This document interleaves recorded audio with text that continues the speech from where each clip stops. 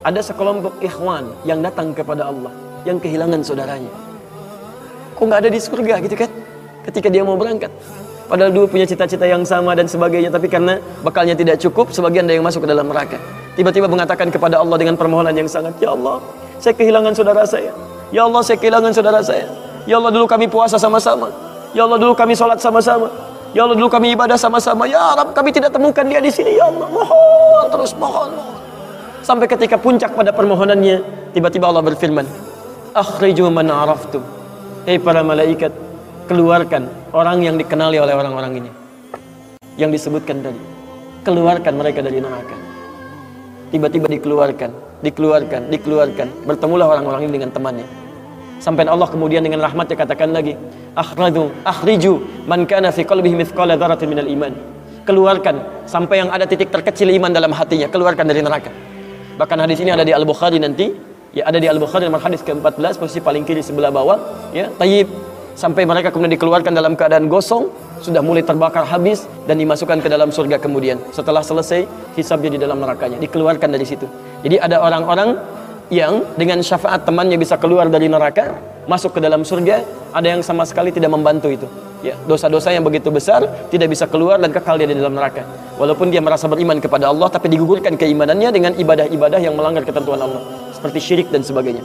Tapi poinnya adalah tiba-tiba ada segolongan teman yang memohon kepada Allah Subhanahu wa taala, "Ya Allah, kami puasa sama-sama, kami ibadah sama-sama, kami sholat sama-sama ya Allah, cuman saya nggak temukan dia di sini." Itu indah. Nah, permohonan sesuatu untuk melengkapkan pada yang kurang disebut dengan syafa' namanya. Pelengkap yang kurang disebut dengan syafa'. Makanya di tarawih itu ada salat syafa'. Antum salat 11 rakaat, 2 rakaat penyempurnanya yang ke-10 disebut dengan syafa', 1 rakaat akhirnya disebut dengan witir. Ya, ada teman yang merasakan ada yang kurang nih ya Allah, begitu saya masuk. Teman saya nggak ikut, saya ingin dilengkapi dengan itu ya Allah. Tayyib, permohonan untuk menggenapkan sesuatu yang kurang dengan sifat yang sangat memohon luar biasa, maka kalimatnya dirubah dari syafa' menjadi ditambah tak di ujungnya dengan alif di tengahnya, jadi syafa'ah. Tayyib, saya mau akhiri ya, karena ini sebenarnya tidak banyak bahasannya. Siapa orang-orang ini? Itu yang disebut dengan ikhwan. Makanya ketika ayat Qur'annya mengatakan wa kuntum ala syafa hufratin minan nari fa anqadhakum minha, dan kalian sudah ada bahkan yang sudah mau di bibir neraka itu. Karena ketika diangkat itu oleh Allah Subhanahu wa taala dengan perintahnya, ya diperintahkan oleh Allah. Tayyib, dalam bahasa hadisnya ada yang diangkat baru neraka itu masuk ke kakinya sampai ke betisnya. Ada yang sudah masuk sampai ke punggungnya. Ada yang sudah ke lehernya dan ada yang sudah tenggelam di dalamnya. Tayyib. Jadi ada yang baru di bibir neraka diangkat. Ada yang baru sudah mau masuk ke neraka diangkat. Ada yang sudah tenggelam diangkat. Jadi macam-macam. Ya, fa asbahtum bi ni'mati ikhwana. Siapa yang bisa mengangkat itu semua? Di antaranya Allah berikan nikmat kepada Anda dengan dapatnya ikhwan-ikhwan dalam kehidupan. Cuma itu yang bisa menolong Anda di hari akhirat, teman-teman terbaik selain syafaat-syafaat yang lainnya. Ada orang mendekat kepada Al-Quran, ada orang sering bersalawat kepada Nabi, ada orang mendekat pada hukum-hukum Allah, ada orang-orang yang belum bisa maksimal menunaikan itu semua, dia cari teman-teman yang soleh yang menunjukkan pada kebaikan-kebaikan. Bukankah sering Anda dapati seperti itu? Mungkin Anda bersahabat dengan teman yang tingkat ibadahnya jauh di atas Anda.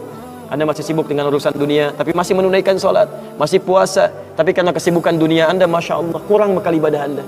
Tapi beruntungnya Anda dengan punya teman yang soleh, berjamaah dengan imam yang soleh, puasa dengan dia, buka sama-sama, kadang sering ikut-ikut misalnya dalam ta'limnya, dalam macam-macamnya, Masya Allah. Maka tiba-tiba ketika Anda dikenal oleh dia, diingat oleh dia, di akhirat nanti, tidak ditemukan Anda. Ya Allah, dia kawan saya ya Allah, dia teman saya ya Allah, dia saudara saya ya Allah.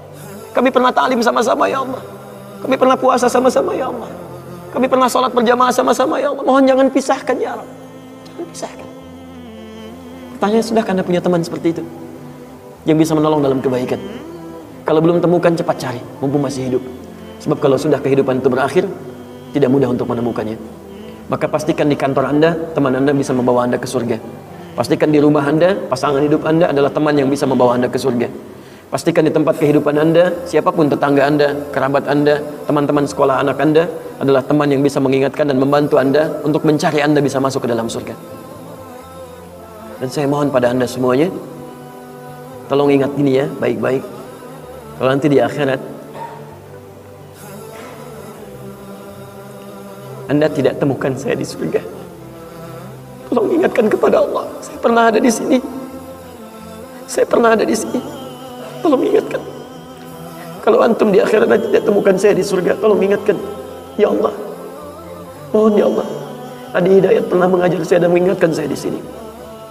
Ya. Subhanakallahumma wa bihamdika asyhadu an la ilaha illa anta astaghfiruka wa atubu ilaik.